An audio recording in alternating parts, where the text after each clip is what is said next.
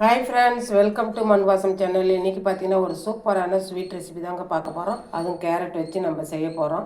அதுக்கு நான் ஒரு 1/4 கிலோ கேரட் எடுத்துக்கிறேங்க. இது தோல் எடுத்துகிட்டு நம்ம குட்டி குட்டியாக நறுக்கி எடுத்துக்கலாம். கேரட் பார்த்திங்கன்னா தோல் எடுத்துகிட்டு நறுக்கி எடுத்துன்னு வந்துட்டேங்க. இப்போ இந்த கேரட்டை வந்து நம்ம அரைக்க போகிறோங்க. இப்போ ஒரு மிக்சியில் சேர்த்து அரைச்சிக்கலாம். இது கூட கொஞ்சம் பார்த்திங்கன்னா கொஞ்சமாக பால் சேர்த்து அரைச்சிக்கலாங்க. அப்புறம் அரைச்சி எடுத்துன்னு வந்துடுறேன். நல்லா பேஸ்ட்டாக அரைச்சி எடுத்துக்கணும். அவ்வளோதாங்க, அரைச்சி எடுத்துகிட்டு வந்தாச்சு. நல்லா இந்த அளவுக்கு ஒரு கேரட் கூட கட்டி இல்லாமல் நம்ம நைஸாக அரைச்சி எடுத்துகிட்டு வந்துடணுங்க. இது அப்படியே இருக்கட்டும். இப்போ கேஸ் ஆன் பண்ணின்னு ஒரு பேன் வச்சுக்கோங்க. ஒரு ஸ்பூன் அளவுக்கு நெய் சேர்த்துக்கலாங்க. இதில் ரொம்ப நெய் தேவைப்படாது. இப்போ நம்ம அரைச்ச அந்த கேரட் பேஸ்ட்டை வந்து இதில் சேர்த்துக்கலாங்க. லைட்டாக வதக்கி விட்டுக்கலாம். அந்த நெய்யிலே கொஞ்சமாக அடுப்பை வந்து மீடியம் ஃப்ளேமில் வச்சுட்டு வதக்கி விடுங்க. இது கூடவே ஒரு 100 கிராம் ரவை சேர்த்துக்கலாங்க. அதையும் சேர்த்து இந்த கேரட் கூட நல்லா சேர்த்து வதக்கி விடணும். நல்லா வதங்கிட்டு இது வந்து பார்த்திங்கன்னா காய்ச்சி ஆற வச்ச பாலுங்க. நல்லா நம்ம எந்த கப்பில் ரவை எடுத்தோமோ அதே கப்பில் 1 கப்பு பால் எடுத்துக்கணும்.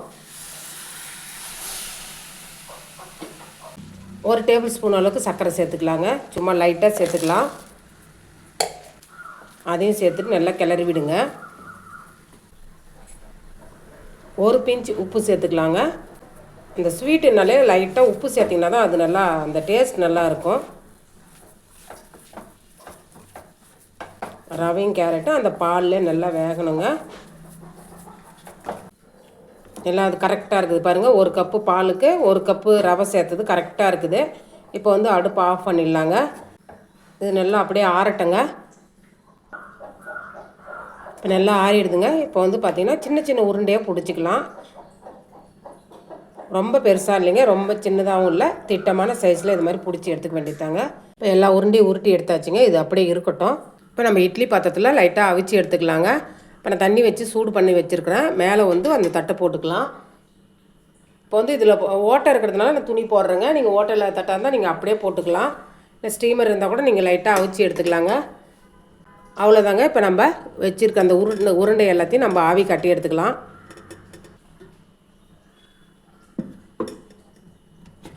ஒரு 5 நிமிஷம் வெந்தால் போதுங்க. இது அப்புறமெல்லாம் நம்ம எடுத்துடலாங்க. அவ்வளோதாங்க, நல்லா வெந்துடுது. இப்போ நம்ம எடுத்துடலாம். நல்லா சாஃப்டாக வெந்திருக்குதுங்க. இது அப்படியே இருக்கட்டும். இப்போ பார்த்திங்கன்னா நான் ஒரு 1/2 லிட்டர் பால் எடுத்துருக்குறேங்க. இது நல்லா கொஞ்சம் காயட்டும். இப்போ வந்து பார்த்திங்கன்னா ஒரு 1/4 கிலோ கேரட்டுக்கு 1/2 லிட்ரு பால் கரெக்டாக இருக்குங்க. நம்ம அதில் ரவெல்லாம் சேர்த்துருக்குறோம் இல்லைங்களா, அதனால் இது கரெக்டான அளவு. 1/2 லிட்ரு பால் நல்லா காய வைக்கணும். இது காயட்டுங்க. பாலில் கொஞ்சம் குங்குமப்பூ சேர்த்துக்கலாங்க. இது ஆப்ஷனல் தான், உங்களுக்கு தேவைன்னா சேர்த்துக்குங்க, இல்லாட்டியும் நம்ம பண்ணலாம். கொஞ்சம் அந்த கேரட் கலர் வர்றதுக்கோசம் தான் நான் சேர்க்குறேன். இப்போ பார்த்திங்கன்னா நம்ம எந்த கப்பில் ரவை எடுத்தோமோ அதே கப்பில் 1/2 கப்பு சர்க்கரை சேர்த்தா போதுங்க. இனிப்பு வந்து எனக்கு தேவையானது நான் போட்டிருக்கேன். உங்களுக்கு கூடுதலாக வேணும்னா இன்னும் நீங்கள் கூடுதலாகவும் குறைச்சலாகவும் நீங்கள் சேர்த்துக்கலாம். இனிப்பு வந்து அவங்கவுங்க டேஸ்ட்டுக்கு தகுந்த மாதிரி சேர்த்துக்குங்க. நல்லா கலந்து விட்டுக்கலாங்க. இப்போ பால் கொதிக்க ஆரம்பிச்சிடுதுங்க. இந்த டைமில் நல்லா 1 டீஸ்பூன் அளவுக்கு அரிசி மாவு எடுத்துக்கலாங்க. இதை கொஞ்சமாக தண்ணி ஊற்றி கரைச்சி எடுத்துக்கலாம். இந்த கொதிக்கிற பாலில் நம்ம கரைச்சி வச்சுருக்க இந்த அரிசி மாவை சேர்த்துக்கலாங்க. சும்மா அந்த திக்னஸுக்கு தான், அதுவும் இல்லாமல் டேஸ்ட்டும் கொடுக்கும். நான் இப்போ வந்து பசும்பாலில் செய்கிறேங்க. நீங்கள் தேவைன்னா இதே மெத்தடில் வந்து நீங்கள் தேங்காய் பால்லையும் செய்யலாம். பாருங்கள், கொஞ்சம் திக்னஸ் கிடச்சிருக்குது பாருங்கள். சாப்பிடும்போது நல்லாயிருக்கும். இன்னும் ஆறுச்சுன்னா இன்னும் கெட்டிப்படும். அந்த அரிசி மாவு கொஞ்சம் வேகிறதுக்கு மட்டும் ஒரு 2 நிமிஷம் கொடுத்தா போதுங்க, வெந்துட்டு இருக்கும். இப்போ நம்ம வேக வச்சுருக்கிற இந்த கேரட் பால்ஸு இதில் போட்டுக்கலாங்க.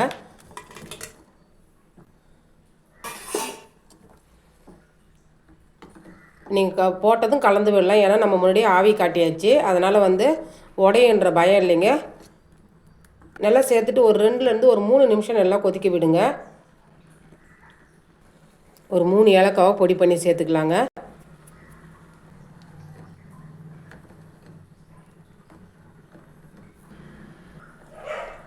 அவ்வளோதாங்க, நல்லா கொதி வந்துடுது. இப்போ நம்ம கேஸ் ஆஃப் பண்ணிடலாங்க. நல்லா ஒரு ஹெல்த்தியான ஒரு ட்ரிங்க்கும் கூட. குழந்தைங்களுக்கெல்லாம் நீங்கள் செஞ்சு கொடுத்தீங்கன்னா நல்லா ஹெல்த்தியாக சாப்பிடுவாங்க. அவ்வளோதாங்க. மேலே வந்து என்ன ஒரு பாதாம் பிஸ்தா என்ன உங்களுக்கு கிடைக்குதோ அதெல்லாம் போட்டு குழந்தைங்களுக்கு கொடுத்தீங்கன்னா நல்லா சூப்பராக சாப்பிட்டு முடிச்சிருவாங்க. இந்த ரெசிபி பிடிச்சிருந்ததுன்னா மண் வாசம் சேனலை லைக் பண்ணுங்கள், ஷேர் பண்ணுங்கள், கமெண்ட் பண்ணுங்கள், சப்ஸ்கிரைப் பண்ணுங்கள். பக்கத்தில் இருக்க பெல் ஐக்கானை கிளிக் பண்ணுங்கள். தேங்க்யூ.